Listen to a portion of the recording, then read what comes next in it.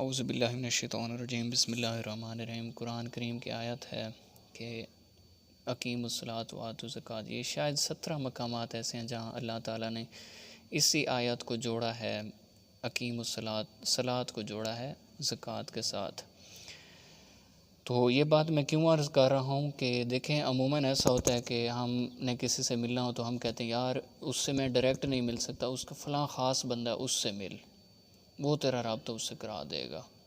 کوئی کام نکلوانا ہو تو ہم عموماً وزیر کے ڈرائیور کو، وزیر کے گھر کے باہر جو چوکیدار ٹھہرا اس کو کوشش کرتے ہیں ایکسیس کریں، یا پھر ان کا جو اکاؤنٹنٹ ہو، ان کا کوئی منشی ہو، اس کو ہم نارملی طور پر ایکسیس کر رہے تھے۔ کیوں جی؟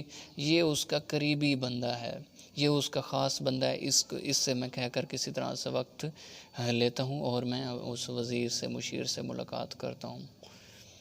تو اسی طرح سے نماز، اللہ تعالیٰ نے فرمایا کہ نماز وہ چیز ہے جس کا میں قبر میں بھی بہت پہلے قبر میں بھی اس کے بارے میں پوچھا، اور آخرت میں سب سے پہلے نماز کا ہی پوچھا جانا، سب سے پہلا سوال ہی نماز کا ہونا۔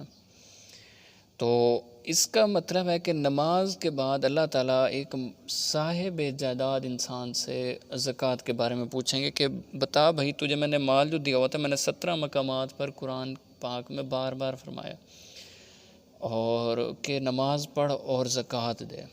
اس کا مطلب ہے کہ حج پہ جانا بعد میں ضروری ہوتا ہے، زکوٰۃ دینا پہلے ضروری ہوتا ہے۔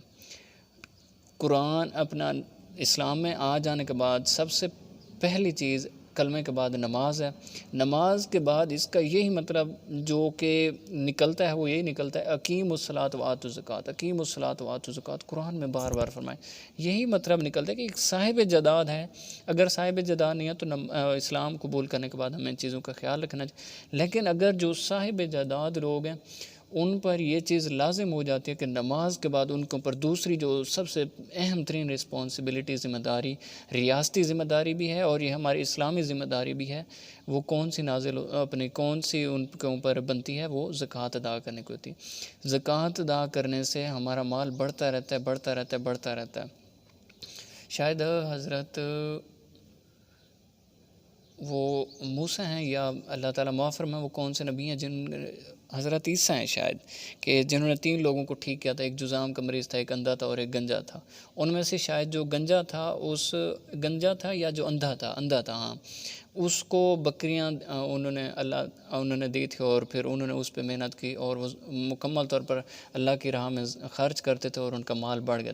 جن 2 لوگوں نے ناشکری کی اپنے مال کی، اپنی نعمتوں کی، تو وہ تباہ و برباد ہو گئے تھے اور دوبارہ ویسے ہو گئے تھے۔ لیکن جس نے شکر ادا کیا تھا، یہ پورا واقعہ ایگزیکٹ میرے ذہن میں نہیں ہے، بہرحال میں نے اشارہ دے دیا کہ اس طرح سے، اور اس کی بکریوں میں بڑی برکت پڑ گئی تھی۔ اسی طرح سے ہم دیکھتے ہیں کہ جس نے بھی زکوٰۃ دی وہ زکوٰۃ دیتا ہے، وہ آگے ہی جاتا ہے، اور زکوٰۃ یہ وہ چیز ہے جو ٹیکس سے کہیں کم ہوتی ہے۔ ٹیکس کی تعداد تو بہت زیادہ ہو جاتی ہے، ایک بڑی کمپنی کی آمدنی کا 29% حکومت لے لیتی ہے۔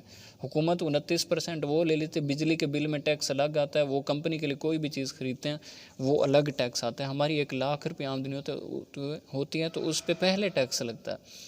لیکن اللہ تعالیٰ تو فرما رہے ہیں کہ آپ اپنی غیر ضروری چیزوں پر صرف زکوٰۃ دیں۔ جو آپ کی گھر کے استعمال شدہ چیزیں، آپ کی سواری ہے، اس پہ تو زکوٰۃ بنتا ہی نہیں ہے، لیکن آپ کی گاڑی ہے تو آپ اس پہ ٹیکس دے رہے ہیں۔ اب اسلام روڈ پر چلنے سے ٹیکس نہیں مانگتا کہ آپ روڈ پر چلیں، تو آپ لاہور سے ملتان تک جائیں تو آپ راستے میں 400 روپیہ تو